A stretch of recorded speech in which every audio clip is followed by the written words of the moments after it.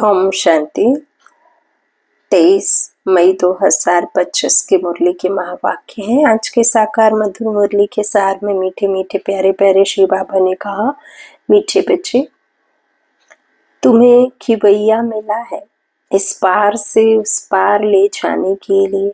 तुम्हारे पैर अब इस पुरानी दुनिया पर नहीं है, तुम्हारा लंगर उठ चुका है। प्रश्न मुरली का, जादूगर बाप की वंडरफुल जादूगरी कौन सी है जो दूसरा कोई नहीं कर सकता?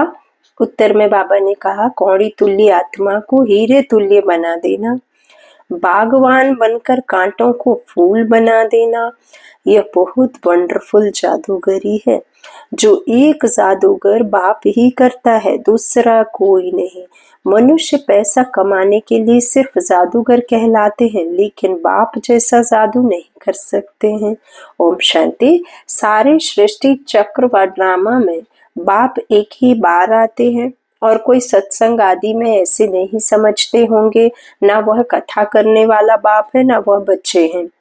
वह तो वास्तव में फॉलोअर्स भी नहीं है। यहाँ तो तुम बच्चे भी हो, स्टूडेंट भी हो और फॉलोअर्स भी हो। तुम बच्चे भी हो। बाबा कहते हैं बाप बच्चों को साथ में ले जाएंगे। बाबा आएंगे तो फिर बच्चे भी इस छीछी दुनिया से अपनी गुलगुल दुनिया में चलकर राज्य करेंगे। यह तुम बच्चों की बुद्धि में आना चाहिए। इस शरीर के अंदर जो रहने वाली आत्मा है वह बहुत खुश होती है। तुम्हारी आत्मा बहुत खुश होनी चाहिए। बेहद का बाप आया हुआ है जो सभी का बाप है। यह भी सिर्फ तुम बच्चों को समझ है, बाकी सारी दुनिया में तो सब बेसमझ ही है। बाप बैठ समझाते हैं, रावण ने तुमको कितना बेसमझ बना दिया है, बाप आकर समझदार बनाते हैं। बाबा कहते हैं सारे विश्व पर राज्य करने लायक बनाते हैं, इतना समझदार बना देते हैं। यह स्टूडेंट लाइफ भी एक ही बार होती है, जबकि भगवान आकर पढ़ाते हैं। तुम्हारी बुद्धि में यह है, बाकी जो अपने धंधे थोरी आदि में फंसे हुए हैं बहुत रहते हैं, उनको कभी यह बुद्धि में आ ना सके कि भगवान पढ़ाते हैं। उन्हें तो अपना धंधा आदि ही याद रहता है।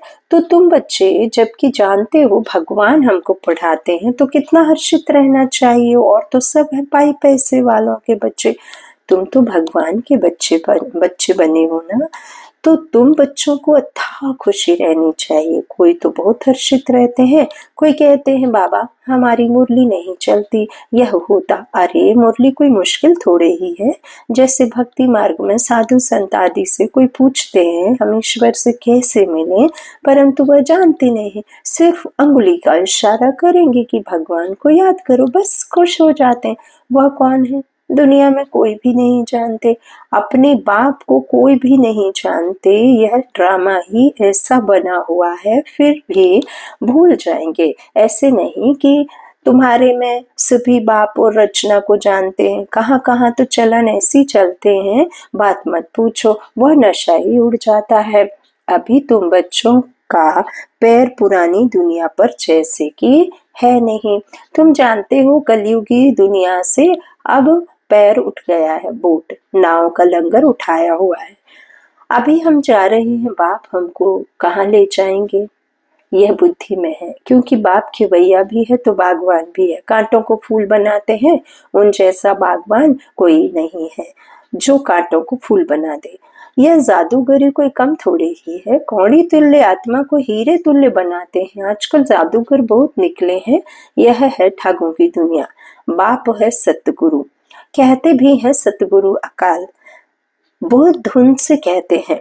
बाबा कहते बहुत धुन से कहते, तो कांटों को फूल बनाते हैं, उन जैसा बागवान कोई है नहीं जो कांटों को फूल बना दे, है ना। यह जादूगरी कोई कम थोड़ी ही है। तो बाबा कहते हैं देखो, बाबा इस कौड़ी तुल्य आत्मा को हीरे तुल्य बनाते हैं। बाबा कहते हैं कि आजकल देखो कितने जादूगर निकले हैं, ठग दुनिया में कितने ठग हैं, है ना। जबकि खुद कहते हैं सतगुरु एक है, सर्व का सदगति दाता एक है, फिर अपने को गुरु क्यों कहलाना चाहिए? ना वह समझते हैं ना लोग ही कुछ समझते हैं। इस पुरानी दुनिया में रखा ही क्या है? बच्चों को जब मालूम होता है बाबा नया घर बना रहे हैं, तो ऐसा कौन होगा जो नए घर से नफरत, पुराने घर से प्रीत रखेंगे। बुद्धि में नया घर ही याद रहता है। तुम बेहद बाप के बच्चे बने हो तो तुम्हें स्मृति रहनी चाहिए कि हम बाप हमारे लिए न्यू वर्ल्ड बना रहे हैं। हम उन न्यू वर्ल्ड में जाते हैं, उस न्यू वर्ल्ड में, सतयुगी दुनिया में। तो उस न्यू वर्ल्ड में अनेक नाम है, सतयुग, हेवन, पैराडाइज, बैकुंठ, स्वर्ग आदि। तुम्हारी बुद्धि अब पुरानी दुनिया से उठ गई है, क्योंकि तो पुरानी दुनिया में दुख ही दुख है। इसका कंसपुरी है, बाबा कहते हैं इसका नाम ही है हेल, कांटों का जंगल, रौरव नर्क, कंसपुरी, रावण राज्य। तो इनका अर्थ भी कोई नहीं जानते। पत्थर बुद्धि है ना, पता ही नहीं है। भारत का देखो क्या हाल है। बाप कहते हैं इस समय सब पत्थर बुद्धि है, सतयुग में सब है पारस बुद्धि। यथा राजा रानी तथा प्रजा, यहाँ तो है ही प्रजा का प्रजा पर राज्य, इसलिए सबकी स्टैंप बनाते रहते हैं। तुम बच्चों की बुद्धि में यह याद रहना चाहिए, ऊंचते ऊंच है बाप। फिर सेकंड नंबर में ऊंच कौन है? ब्रह्मा, विष्णु, शंकर की तो कोई ऊंचाई नहीं है। शंकर की तो पहरवाइस आदि ही कैसी बना दी है। कह देते हैं वह भांग पीते, धतूरा खाते। यह तो इंसल्ट है ना, यह बातें होती नहीं। यह अपने धर्म को ही भूले हुए हैं। अपने देवताओं के लिए क्या क्या कहते रहते हैं, कितनी बेइज्जती करते हैं। तब बाप कहते हैं मेरी भी बेइज्जती, शंकर की, ब्रह्मा की भी बेइज्जती, विष्णु की बेइज्जती नहीं होती। वास्तव में गुप्त उनकी भी करते हैं, क्योंकि विष्णु ही राधे कृष्ण है। अब कृष्ण छोटा बच्चा तो महात्मा से भी ऊंच गाया जाता है। यह ब्रह्मा तो पीछे संन्यास करते हैं, वह तो छोटा बच्चा है ही पवित्र। बाप कहते हैं कि पाप आदि को जानते नहीं और तो ऊंचते ऊंच है शिव बाबा। फिर भी बेचारों को पता नहीं है कि प्रजापिता ब्रह्मा कहाँ होना चाहिए। प्रजापिता ब्रह्मा को दिखाते भी शरीरधारी हैं। अजमेर में उनका मंदिर है, दाढ़ी मूंछ देते हैं ब्रह्मा को, शंकर व विष्णु को नहीं देते। तो यह समझ की बात है। प्रजापिता ब्रह्मा सूक्ष्म वतन में कैसे होगा? वह तो यहाँ होना चाहिए। इस समय ब्रह्मा की कितनी संतान है? लिखा हुआ है प्रजापिता ब्रह्मा कुमार कुमारियां। इतने ढेर हैं तो जरूर प्रजापिता ब्रह्मा होगा। चैतन्य है तो जरूर कुछ करते होंगे। क्या प्रजापिता ब्रह्मा सिर्फ बच्चे ही पैदा करते हैं या और कुछ भी करते हैं? भल आदि देव ब्रह्मा, आदि देवी सरस्वती कहते हैं, परंतु उनका पाठ क्या है यह किसको भी पता नहीं है। रचता है तो जरूर यहाँ होकर गया होगा। जरूर ब्राह्मणों को शिव बाबा ने अडॉप्ट किया होगा, नहीं तो ब्रह्मा कहाँ से आए? यह नई बातें हैं। जब तक बाप नहीं आया है तब तक कोई जान नहीं सकते। जिसका जो पाठ है वही बजाते हैं। बुद्ध ने क्या पाठ बजाया, कब आया, क्या आकर किया, कोई नहीं जानते। तुम अभी जानते हो क्या वह गुरु है, टीचर है, बाप है? नहीं। सदगति तो दे ना सके, वह तो सिर्फ अपने धर्म के रचता ठहरे, गुरु नहीं। बाप बच्चों को रचते हैं फिर पढ़ाते हैं। बाप, टीचर, गुरु तीनों ही हैं। दूसरे कोई को थोड़े ही कहेंगे कि तुम पढ़ाओ, और कोई के पास यह नॉलेज है ही नहीं। बेहद का बाप ही ज्ञान का सागर है, तो जरूर ज्ञान सुनाएंगे। बाप ने ही स्वर्ग का राज्य भाग्य दिया था, अभी फिर से दे रहे हैं। बाप कहते हैं तुम फिर से 5000 वर्ष बाद आकर मिले हो। बच्चों को अंदर में खुशी है, जिसको सारी दुनिया ढूंढ रही है वह हमें मिल गया।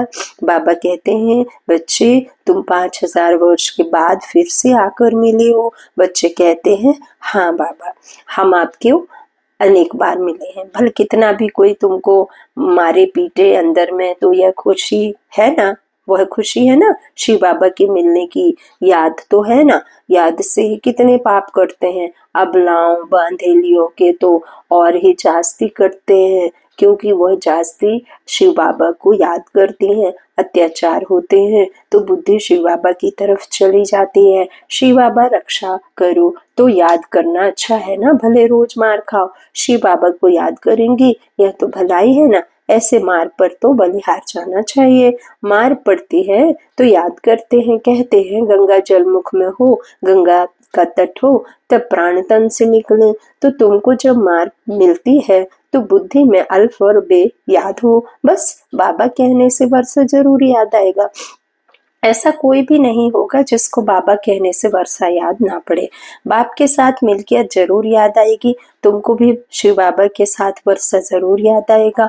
वह तो तुमको विष के लिए, विकार के लिए मार देकर शिव बाबा की याद दिलाते हैं। तुम बाप से वर्षा पाते हो, पाप कट जाते हैं। यह भी ड्रामा में तुम्हारे लिए गुप्त कल्याण है। जैसे कहा जाता है लड़ाई कल्याणकारी है, तो वह यह मार भी अच्छी है, हुई ना। आजकल बच्चों का प्रदर्शनी मेले की सर्विस पर जोर है। नव निर्माण प्रदर्शनी के साथ साथ लिख दो गेटवे टू हेवन, दोनों अक्षर होने चाहिए। नई दुनिया कैसे स्थापन होती है उनका एग्जीबिशन है, तो मनुष्यों को सुनकर खुशी होगी। नई दुनिया कैसे स्थापन होती है उनके लिए यह चित्र बनाए हैं, आकर देखो। गेटवे टू न्यू वर्ल्ड, यह अक्षर भी ठीक है। यह तो जो लड़ाई है इनके द्वारा गेट्स खुलते हैं, तो यही जो लड़ाई है इसके द्वारा ही न्यू वर्ल्ड के गेट्स खुलते हैं। गीता में भी है, भगवान आया था, आकर राजयोग सिखाया था, मनुष्य से देवता बनाया, तो जरूर नई दुनिया स्थापन हुई होगी। मनुष्य कितना कोशिश करते हैं मून चांद में जाने की, देखते हैं धरती ही धरती है, मनुष्य कुछ भी देखने में नहीं आते। इतना सुनाते हैं, इससे फायदा ही क्या। अभी तुम रियल साइलेंस में जाते हो ना, अशरीरी बनते हो, वो है साइलेंस वर्ल्ड।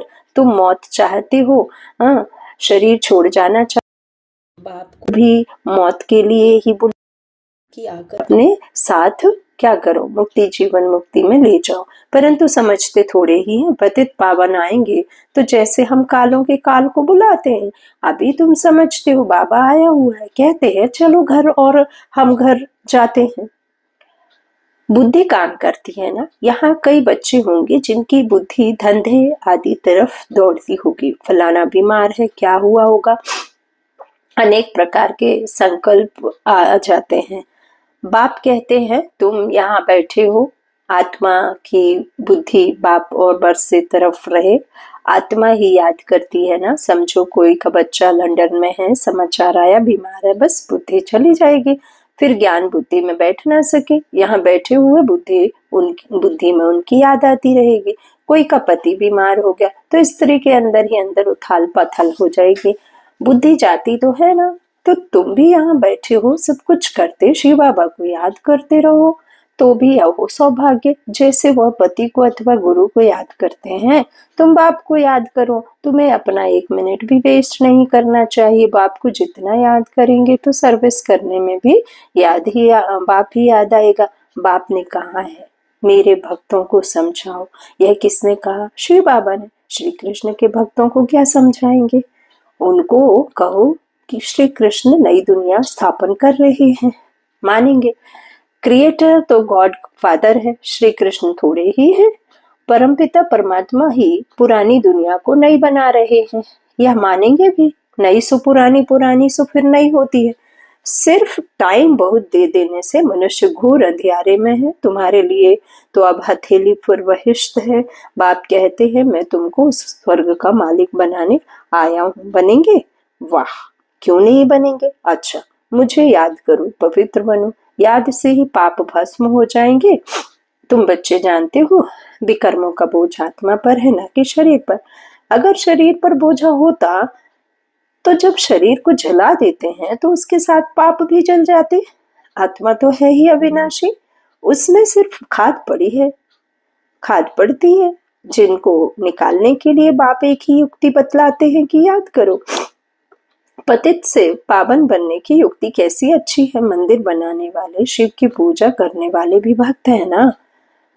पुजारी को कभी पूज्य कह ना सके। अच्छा, मीठे मीठे सिक्की लदे बच्चों प्रति माता पिता बाप दादा का याद प्यार और गुड मॉर्निंग। रूहानी बाप के रूहानी बच्चों को नमस्ते। हम रूहानी बच्चों के रूहानी माता पिता बाप दादा को याद प्यार और गुड मॉर्निंग। शुक्रिया बाबा, शुक्रिया। धारणा के लिए मुख्य सार है। पहला, बाबा ने कहा जिससे सारी दुनिया ढूंढ रही है वह बाबा हमें मिल गया, इसी खुशी में रहना है। याद से ही पाप करते हैं, इसलिए किसी भी परिस्थिति में बाप और बरसे को याद करना, 1 मिनट भी अपनी समय वेस्ट नहीं करना है। दूसरा, इस पुरानी दुनिया से बुद्धि का लंगर उठा देना है। बाबा हमारे लिए नया घर बना रहे हैं, यह है रौरव नर्क कंसपुरी। हम जाते हैं बैकुंठपुरी में, सदा इस स्मृति में रहना है। वरदान दिया बाबा ने, विहंग मार्ग की सेवा द्वारा विश्व परिवर्तन के कार्य को संपन्न करने वाले सच्चे सेवाधारी भव। विहंग मार्ग की सेवा करने के लिए संगठित रूप में रूप और बसंत, इन 2 बातों का बैलेंस चाहिए। जैसे बसंत रूप से एक समय पर अनेक आत्माओं को संदेश देने का कार्य करते हो, ऐसे ही स्वरूप अर्थात याद बल द्वारा, श्रेष्ठ संकल्प के बल द्वारा विहंग मार्ग की सर्विस करो। इसकी भी इन्वेंशन निकालो।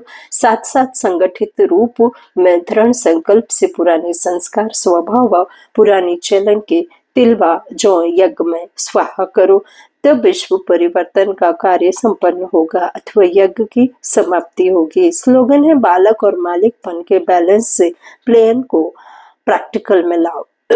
बालक और मालिकपन के बैलेंस से प्लान को प्रैक्टिकल में लाओ।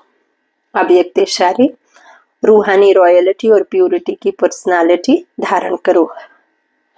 इस ईश्वरीय सेवा में बड़े से बड़ा पुण्य है पवित्रता का दान देना। पवित्र बनना और बनाना ही पुण्यात्मा बनना है, क्योंकि किसी आत्मा को आत्मघात महापाप से छुड़ाते हो। अपवित्रता आत्मघात है, पवित्रता जियदान है। किसका दुख लेकर सुख देना, यही सबसे बड़े से बड़ा पुण्य का काम है। ऐसे पुण्य करते रहो, आत्मा पुण्यात्मा बन जाएंगे। अच्छा, ओम शांति।